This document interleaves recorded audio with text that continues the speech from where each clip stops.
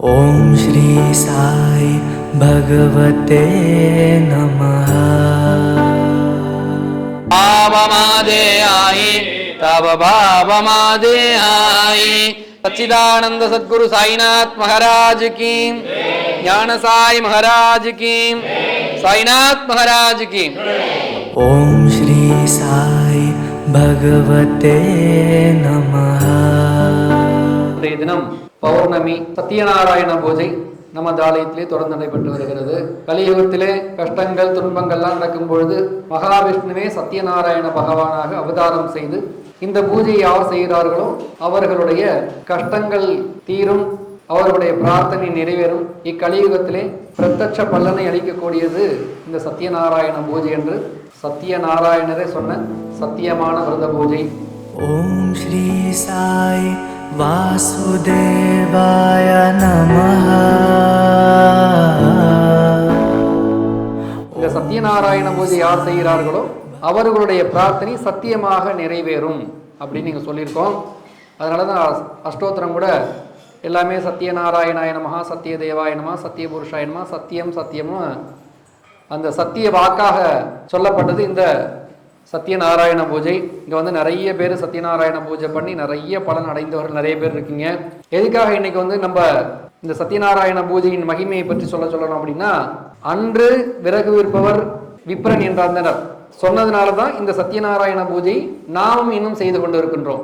அப்ப நம்மளுக்கு எல்லாமே இங்க வந்து நடக்குது, இல்ல நடக்க போகுது, இல்ல பண்ண பூஜையின் பலன் பரிபூர்ணமா இருக்கு. அப்படிங்கும்போது நம்ம மூலமா இந்த சத்யநாராயண பூஜை ஞான சாய்பாபா கோயிலில் பண்ணோம், எங்களுக்கும் இது நடந்தது அப்படின்னா அதை பார்த்துட்டு 2 பேர் வந்தாங்கன்னா அவங்களுக்கு பண்ணி அவங்களுக்கு அந்த பலன் கிடைச்சதுன்னா அந்த பலன் உங்களை தான் சேரும். நம்ம சொல்லுவோம், ஒரு பௌர்ணமி பண்ணால் அடுத்த பௌர்ணமி சில பேருக்கு நடந்துருது, சில பேருக்கு 2 பௌர்ணமி ஆகுது, சில பேருக்கு பண்ணிகிட்டே இருக்காங்க, நடக்கும். அது மாதிரி நிறைய பேர் பண்ணிட்டு இருக்காங்க. இன்னைக்கு யாரெல்லாம் வந்து பண்ணியிருக்கீங்களோ அவங்களுக்கு சாய்நாதருடைய பரிபூர்ண ஆசீர்வாதமும் சத்யநாராயண சுவாமியின் பரிபூர்ண ஆசீர்வாதத்தோட பூஜையை தொடங்கும். சர்வத்திர நாம சங்கீர்த்தனம். ओम श्री साई भगवते नमः। ओम श्री साई सिद्धेश्वराय नमः। ओम श्री साई सर्वधाराय नमः। साई राम साई राम साई राम साई राम. நம்ம சொல்ற அடுத்த பிறவி வேண்டாம், இந்த பிறவிக்கு அப்புறம் தேவராகி இந்த புண்ணிய சொர்க்கத்துக்கு போகணும்னு நம்ம வேண்டிப்பாங்க எல்லாரும்.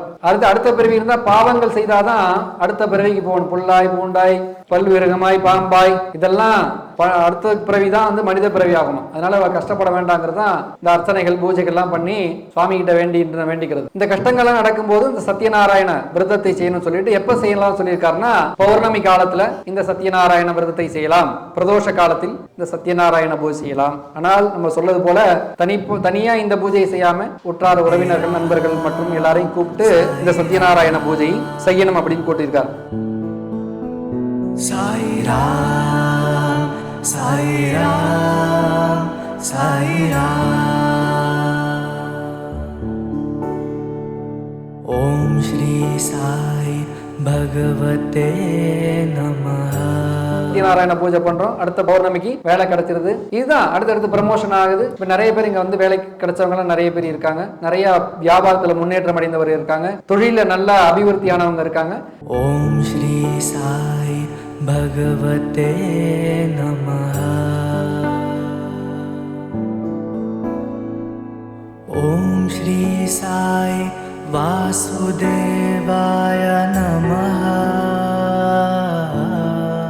சத்யநாராயண இந்த பௌர்ணமி நாள்ல, அதாவது இருள் அகன்று ஒளி வரக்கூடிய இந்த நாள்ல பௌர்ணமியில நம்ம பண்ணும்போது அது சக்சஸ் ஆகக்கூடியது. அதனால இன்னைக்கு எல்லாரும் இந்த இடத்துல நம்ம இந்த மந்திரங்கள் எல்லாம் சொல்லி அஷ்டோத்திரங்கள் எல்லாம் பண்ணி இந்த பூஜையை பண்ணியிருக்கோம். இந்த பூஜையை பண்ணத்தோட நம்ம எல்லாருக்காக வேண்டினோம், அந்த கூட்டு பிரார்த்தனை பண்ணோம்னா அந்த பூஜையின் பலன் பரிபூர்ணமாக கிடைக்கும். இங்க யாரெல்லாம் வந்திருக்கீங்களோ, என்ன பிரார்த்தனைகளுக்காக வந்திருக்கீங்களோ அந்த பிரார்த்தனை பரிபூர்ணமா நடக்கட்டும். ஏன்னா நம்ம சங்கல்பம் பண்ணும்போதே அது எல்லாருக்கும் என்னென்ன பிரார்த்தனைகள்னு படிச்சிருக்கோம். இப்போ யார் யாரெல்லாம் சொல்லாம சில பேர் சொல்ல முடியாத பிரார்த்தனைகள் எல்லாம் இருக்கும், அதெல்லாம் சரியாகட்டும். ஓம் ஸ்ரீ சாய் பகவதே நமஹ. ஓம் ஸ்ரீ சாய் சித்தேஸ்வராய நமஹ. ஓம் ஸ்ரீ சாய் सर्वधाराय नमः. साई राम साई राम साई राम.